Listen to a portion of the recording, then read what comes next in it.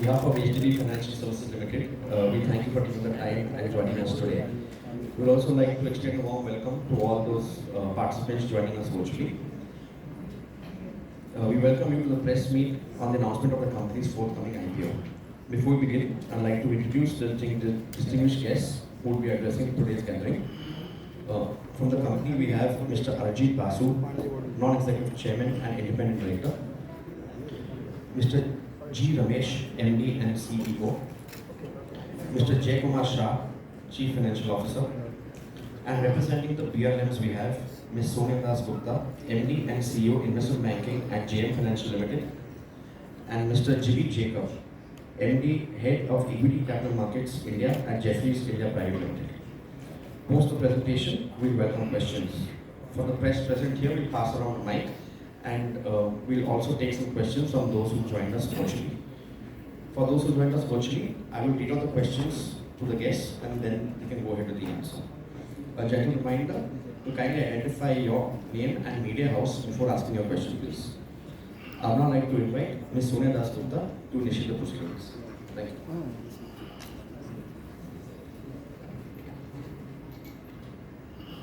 Good afternoon, ladies and gentlemen. On behalf of JM Financial Limited, the left lead investment banker of this mega IPO, and the entire book running lead manager team, it is our true privilege to welcome all of you to the press conference of the IPO of HDB Financial Services. We are indeed delighted to bring an IPO after 7 years into the capital markets from the house of HDFC. HDFC Group, as you know, has been the pillar of India's financial landscape and growth. And HDB is a shining example of its legacy, built on the solid foundations of integrity, excellence, long-term value creation for all its stakeholders. It is indeed our privilege to be hosting all of you on this momentous day. Since its inception in 2007, HDB has served millions of customers across the length and breadth of India, offering timely credit and financial inclusion to both individuals and enterprises with a wide product offering. As of March 2025, HDB stood amongst India's largest and fastest growing customer franchise among its NBFC peers, having serviced more than 19 million customers. Over the years, HDB has consistently demonstrated strong fundamentals, prudent risk management with a national footprint of branches over and above a robust digital distribution platform. It has built a strong and diversified lending portfolio with its AUM crossing 1 lakh crore in March 2025, marking a CAGR of 24% over the last 2 years. I would now like to touch upon the deal specifications for this IPO. As you all know, the price band is rupees 700 to 740 per equity share. The IPO size is 12,500 crore with a fresh issue of 2,500 crore and an offer for sale of 10,000 crore by HDFC Bank, who is a promoter. The offer also includes employee reservation portion of 20 crore and a reservation for the shareholders of HDFC Bank, its parent, of 12,250 crore. The anchor is scheduled on Tuesday, June 24th, and the issue opens for public subscription on Wednesday, 25th June, and closes on Friday, 27th June. Ladies and gentlemen, this is not just another IPO that is coming. This is a momentous IPO. It's a defining moment for the evolution of the company and the Indian capital markets. And it is an opportune moment for the investing public to be a part of this journey of a fabulous franchise governed with the highest corporate governance, and we warmly welcome all of you to partner with this franchise which has grown from strength to strength under stellar leadership and a highly experienced management team. We look forward to your support to make this IPO a resounding success. With that, I will now hand it over to the chairman, Mr. Arijit, to introduce the team and take it forward. Thank you, sir.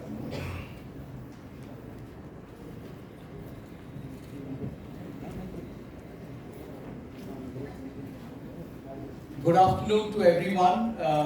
Thank you, Mr. Dasgupta, and very warm welcome to all present here. Many of them I am meeting or seeing after a while, and the entire management team is here, as well as all the eager investors who have been eagerly waiting for this IPO for some time. This is an IPO in which it comes from the house, which is one of the most revered names in post-liberalization India, HDFC, and the parentage is the bank, which was set up, I think, in 1995, and HDB started its journey in 2008. It's indeed a very proud moment for the group. This is a group which has always valued quality, it has always valued governance, and as the chairman of this board, I've been around for 4 years, I can state that the board has been focused and has been extremely impressed with the values that the management themselves have propounded in the period that they have set up.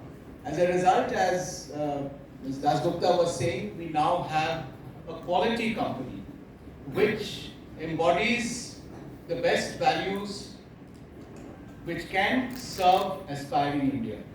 Because NBFC and the segment in which HDB operates is a segment in which we need to reach out to the last mile in India. And it is done with empathy, but it is also done with prudence, with quality risk management, with quality governance, and with quality processes and systems. We look forward to investors participating, which I am sure they would, and look forward to your cooperation in ensuring that this issue will be a great success in the coming days that will come. We will be having a question answer session after this, in which I'm sure you will have many questions to ask beyond what has been stated in the DRHP. But once again, before I conclude, I would like to emphasize on the fact that this is a company in which investors will be investing in quality, in value, and the values that the group and this company stands for is something which will be upheld in the days to come post-listing. Thank you very much. I would request Ramesh, our CEO, and the person who has been the CEO right since the inception of this company, to initially say a few words, and then we'll take the proceedings on. Thank you very much.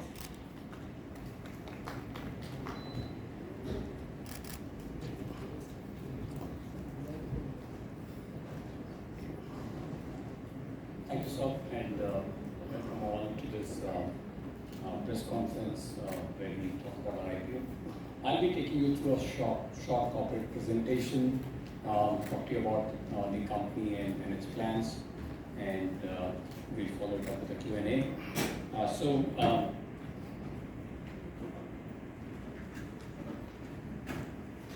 Okay, those are the disclaimers. I'm sure you're familiar with them. So this is the summary of the offer, as Sonia spoke about. Issue size of 12,500 crores, 10,500 crores of offer for sale from our promoter, HDFC Bank, and 2,500 crores of primary. The issue opens on 25th, which is Wednesday next week, and closes on Friday 27th. We expect to do the allotments and start the trading from 2nd July. So that's the timeline that we have. So just an overview of the company. We are a large, diversified retail lender in India, and we have a portfolio of businesses. I'll talk about our businesses as we go along. We are one of the largest and fastest growing customer franchisees. Again, I'll give you some metrics as we go along. And we are a retail lender. We only do retail lending. We don't have any corporate assets or real estate assets or any such structured assets in our balance sheet. So it's a well-seasoned book. That's important because that demonstrates our ability to work through cycles and deliver growth with profitability. So, those are important factors that you might want to consider when you look at a company of our size. HDFC Bank, as the promoter, currently holds a 94% stake, which will come down after the listing. So, a quick sense of the products that we do and how we run our business. Just to sort of preempt the question, this business is run independently. We don't get any leads from any of our promoter group companies. We originate our own business. We have branch network, which we'll talk about. That branch network is independent of the bank or the other companies in the group. We have our own branches. We originate our own customers. We have our own distribution, our own underwriting. We don't have people on deputation from the bank who help us run our business. We run our own business, so our own risk management and our own processes. Our own tech platform, we don't share any technology platform with HDFC Bank. Our technology platform is built to scale to our purpose. So that's how the company's been set up and run ever since inception. We have three major lines of businesses by the way we originate the customers and the way the customers' requirements are served. Enterprise lending is a business we started in 2008. This is a business where we lend money to businesses and customers in and around our branches. The reason we restrict our origination to businesses around our branches is purely risk management. Not only do we want to originate a customer, we also want to make sure that the customer has a pleasant experience dealing with us through the life cycle, and also the ability to engage with customers on an ongoing basis. So this business is about 39% of our assets under management. The second business is asset finance, where we finance purchase of new and used commercial vehicles, construction equipment, and tractors. This business was started in 2011 and today accounts for about 38% of our assets under management. The third business that we have is consumer finance, which was started in 2016. Again, a bunch of products that we have launched since inception, and that business continues to grow. Today, it's about 23% of our AUM. At a balance sheet level, 73% of our loan book is secured, 27% is unsecured. Bulk of our origination is direct.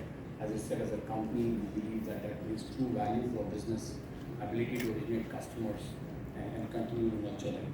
In terms of fee products, we are corporate agents for insurance companies. We make sure that we sell products that are extremely relevant and topical to our customers, and basically protect the life and the asset. This slide this lists 10 strengths of the company around our people, products, processes, and technology. I will talk about each one of these as we go on.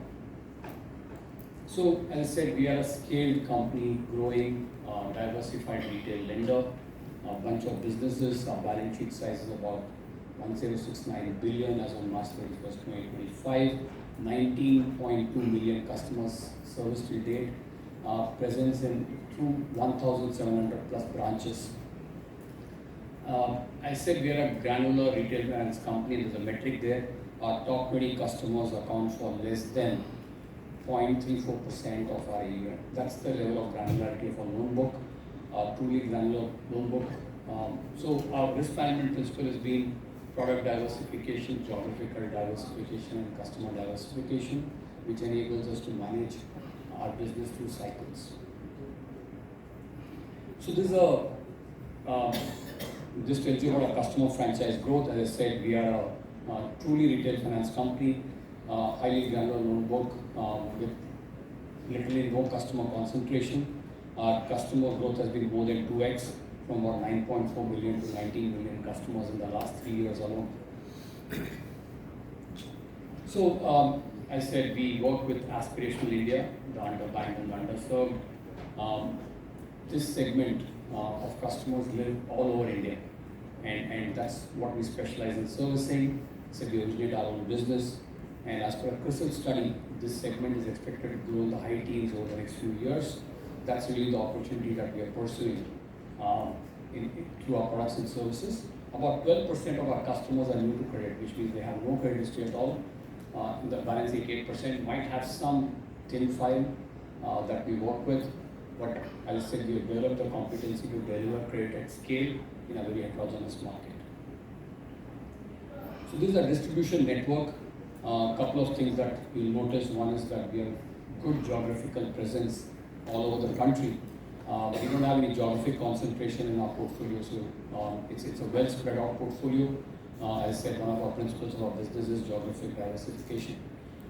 Tier 4 and beyond, which is city number 101 plus by population, accounts for 71% of our distribution.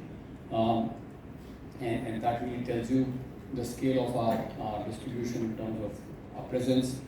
Presence in 1170 towns and cities in India. I said these are our own branches. We don't share infrastructure or space with our promoters.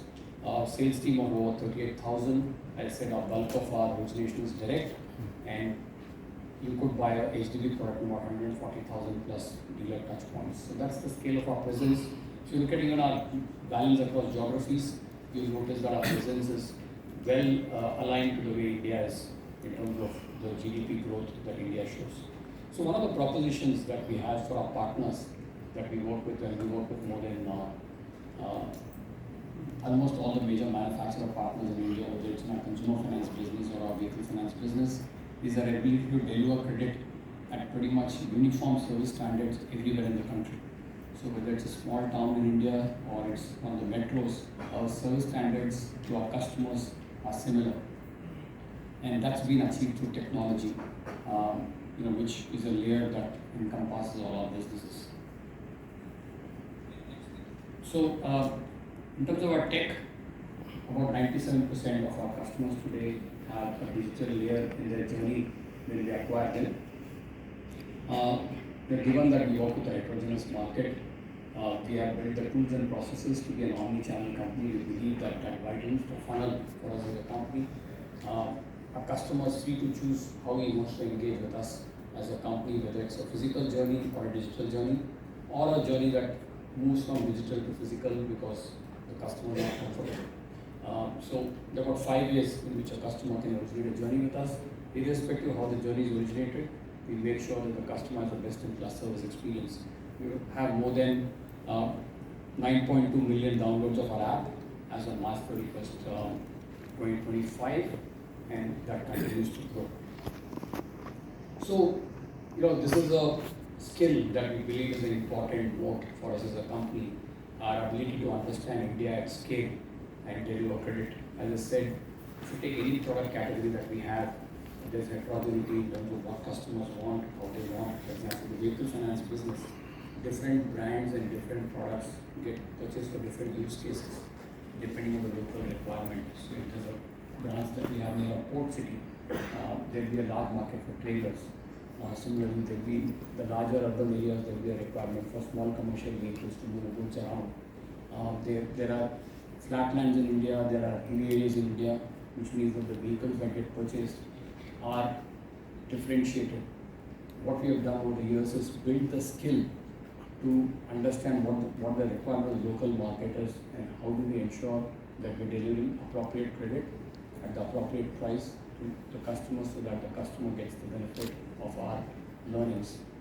So in terms of monitoring, we do a monthly scrum of our customers against the bureau so that we know how's the customer engagement after the credit has been given.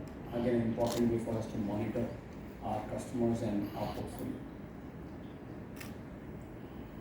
Again, our collections is done in-house, something that again is a key skill in our business.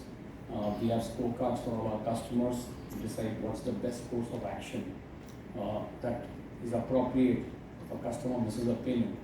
So broadly, again, there are 5 things we can do when a customer misses a payment. One is do nothing. because the customer itself is so conscientious that he or she will end up making a payment without a follow-up. Second is send a message to the customer saying, you missed your payment, here's a link, please complete your payment. So again, non-intrusive, non-invasive. Third is to make a phone call, which is to say, agent calls the customer and reminds the customer to make a payment quickly. Fourth is send a door knock, which is to send a collection agent for a follow-up meeting. Fifth is to send a legal notice. What method is most appropriate is again done through our scorecards. Our process is 100% digital. We have over 11,000 resources in our collections team. Again, I said largely done in-house. And so we have 8,500 people in the field. At any given point of time, our collections team can be tracked. We know exactly where they are, how many PTPs they have collected. So it enables us to refine our processes in real time rather than wait for end of day to take decisions. Our technology layer, as a company, we have a multiple product portfolio. So what we have made sure is that our technology platform is product agnostic. There are different products that we have which have different times. For example, a consumer loan gets approved in about a minute's time, whereas a loan against property could take a few days. Gold loan might take a few minutes. What we have made sure is that we have an engagement layer that's custom built so that the customer journey is most appropriate. Whereas in the servicing layer, we have a single platform on which all customer records are maintained. We have a single CRM system, so the customer could have multiple engagements with us, which all maintained and tracked on a single platform, so that when the customer calls us or sends us an email or visits our branch, we have the most appropriate response because we have a full 360-degree view of the customer. Our technology deployment is a mixture of in-house development and products that we have bought in the market which are best in class.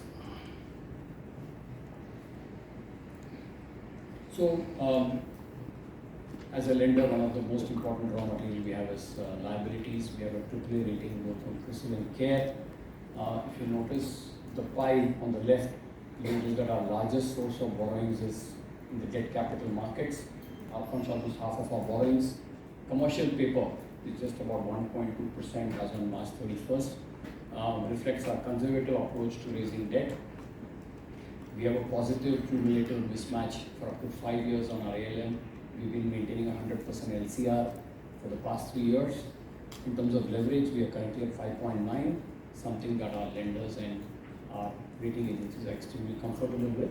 We've been maintaining this kind of leverage for many years now, even through stress cycles, and demonstrated successful capability. So again, a set of numbers that you can all see is spoken most of them. Our loan CAGR for last 3 years has been about 28%, customer CAGR about 29%. We've had healthy earnings growth. Our total equity has gone from about 9,500 to almost 16,000 over the last 3 years. So we've been able to add capital and retain capital for growth and earnings. So, backed by a very stable management team, I'm employee number 1. Many of us, mugshots that you see here, have been employees with the company pretty much since inception. Set up the business that they built and have run the businesses from there. A few of them are available here, you can catch them up over lunch. The management is backed by a very able board. We have a 9-member board, including 1 executive director. We have 7 independent directors. So we're already a listed company, a very diverse board consisting of high-quality professionals who build a lot of capability to the organization. So where we benefit from HDFC Bank Panitage, all of you are familiar with HDFC Bank, so I won't repeat those. But as I said, we are independent on NBFC, independent set up across our sourcing, origination, underwriting, and technology. So on a day-to-day basis, we have no dependence on our parent. 7 out of 9 are independent directors. We borrow money from HDFC Bank. It's an RPT, so I'm sure all of you understand how meticulous the process is. We provide BPO services to HDFC Bank, again on an arm's length basis. So to summarize, we are a upper layer NBFC with a track record of 17 years of profitable growth with profitability. We have a large product portfolio and we are in a business that addresses a market that's growing. We have had solid financial performance over the years and see weathered cycles, right? I mean, we are a business that's weathered cycles, demonstrated the capability to go through cycles. So those are good reasons why we think you should invest in HDB Financial Services.